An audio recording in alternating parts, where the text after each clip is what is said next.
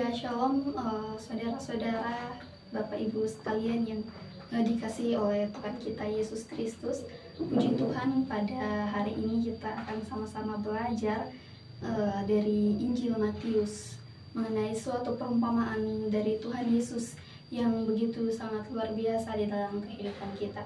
Ya, bacaan kita terambil dari Matius pasal 13 ayatnya yang ke-24 sampai ayatnya yang ke-30, lalu dilanjutkan dengan Matius pasal 13 juga ayatnya yang ke-36 sampai ayatnya yang ke-43.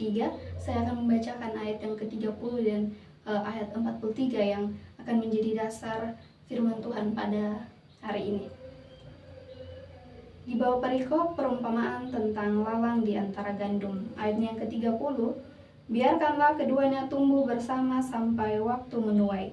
Pada waktu itu aku akan berkata kepada para penuai, kumpulkanlah dahulu lalang itu dan ikatlah berkas-berkas untuk dibakar, kemudian kumpulkanlah gandum itu ke dalam lambungku. Ayat yang ke-43 di bawah perikop penjelasan perumpamaan tentang lalang di antara gandum. Ayat yang ke-43, pada waktu itulah orang-orang benar akan bercahaya seperti matahari dalam kerajaan Bapa mereka. Siapa bertelinga, hendaklah ia mendengar. Demikianlah pembacaan firman Tuhan. Yang disebut berbahagia adalah kita yang mendengar, membaca, dan juga melakukan firman Tuhan di dalam kehidupan kita hari lepas hari. Bapak, Ibu, saudara-saudara yang dikasihi oleh Tuhan kita Yesus Kristus, hidup ini mungkin kita terasa seperti ladang yang luas dan juga penuh dengan harapan, tetapi di dalam ladang itu juga banyak sekali tantangan di dalamnya. Di ladang tersebut kita menuai begitu banyak usaha, kita menuai begitu banyak doa, menuai kasih, harapan, namun tanpa kita sadari ada pula benih lain yang ikut tumbuh di ladang yang baik itu. Benih-benih seperti apa? Benih-benih itu adalah benih kepahitan, iri hati, kejahatan, egois, dan juga banyak lagi yang mungkin dibilang benih-benih yang memang tidak baik atau buruk. Nah, sama dalam perumpamaan yang Yesus sampaikan dalam Injil Matius ini tentang gandum dan juga lalang.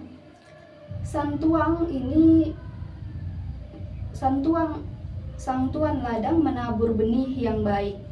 Ia tahu dengan pasti bahwa hasil dari benih gandum ini akan begitu berharga dan bahkan akan membawa kehidupan. Sehingga ketika tuan ladang ini mau menaburkan benih dari gandum tersebut, ia menaburnya dengan sangat berhati-hati supaya memastikan bahwa semua benih ini mendapat kesempatan yang baik untuk bertumbuh. Tetapi ketika di malam hari saat manusia mulai lengah, musuh-musuh datang untuk menabur lalang. Mereka tidak membakar ladang tersebut, mereka tidak menabur batu atau ranting, tetapi justru menaburkan lalang. Nah, lalang ini sejenis gulma yang sangat menyerupai gandum di masa pertumbuhan awal, tetapi justru bulirnya berbeda. Nah, kedua benih ini pun tumbuh bersama. Benih ini memang tampak sangat mirip pada awalnya karena sama-sama berwarna hijau dan juga sama-sama tegak, tetapi dalam isi dan tujuannya kedua benih ini jelas sangat berbeda. Saat mencapai masa puncak pertumbuhan benih-benih ini, akan tampak sangat jelas perbedaannya, di mana gandum yang sejati ini akan mulai meruduk karena beratnya isi dari bulirnya itu. Tetapi benih lalang ini justru ia tidak merunduk sama sekali. Justru ia kokoh, berdiri tegak, tapi dengan kekosongan, merasa seperti berdiri dengan penuh kesombongan. Sehingga ketika hamba-hamba dari tuan ladang ini melihat hal tersebut, mereka ingin untuk cepat bertindak. Mereka ingin agar lalang tersebut segera dicabut.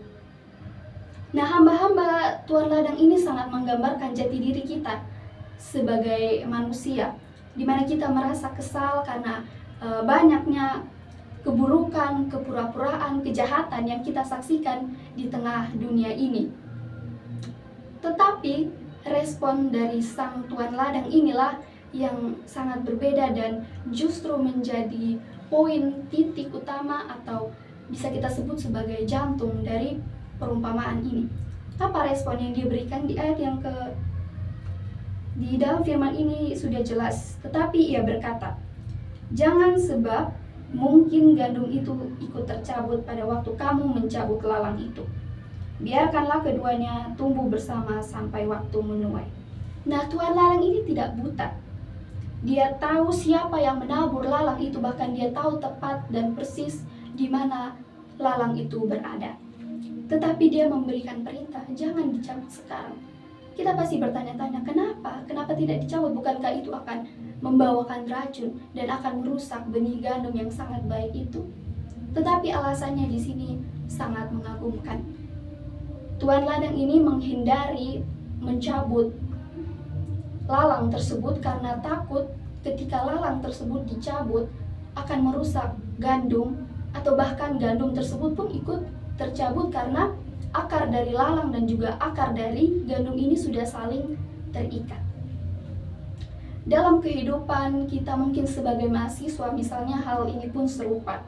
Di dalam diri setiap mahasiswa mempunyai dua benih dalam kehidupannya, yaitu benih gandum dan juga lalang. Gandum yang berisikan kebaikan, semangat belajar, etika, kejujuran, dan hal-hal yang baik lain-lain lagi.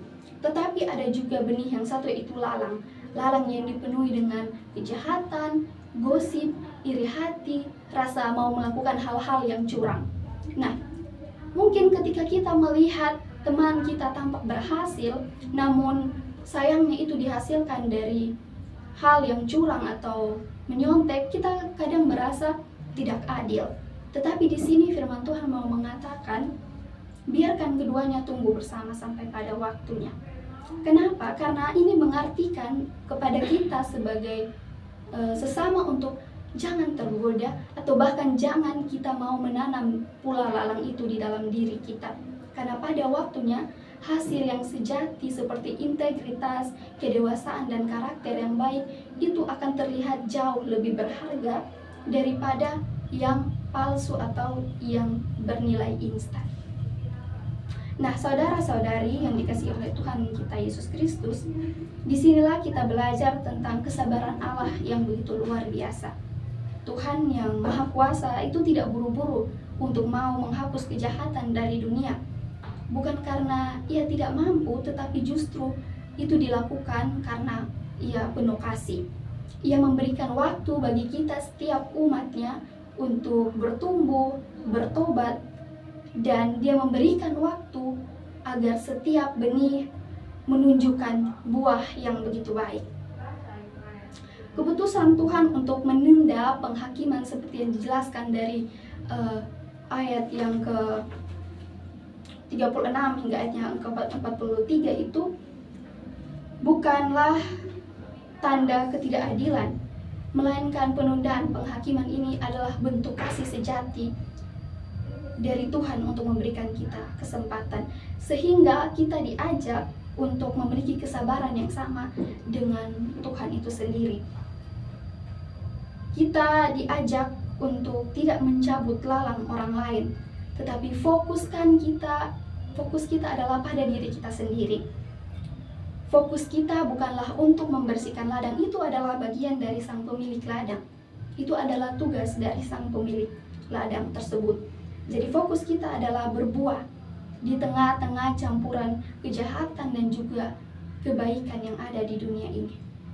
Disinilah kita menemukan harapan yang sejati, bahwa jalan keluar yang benar akan terjadi dengan baik pada saat yang telah Tuhan tetapkan.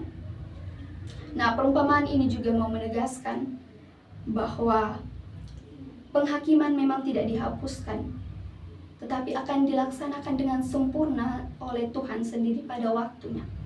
Tetapi ini juga mau bilang kepada kita saudara-saudari untuk jangan cemas. Ketika penuaian besar itu tiba, Jelas di Alkitab mengatakan bahwa malaikat-malaikat Tuhan akan memisahkan lalang dan gandum.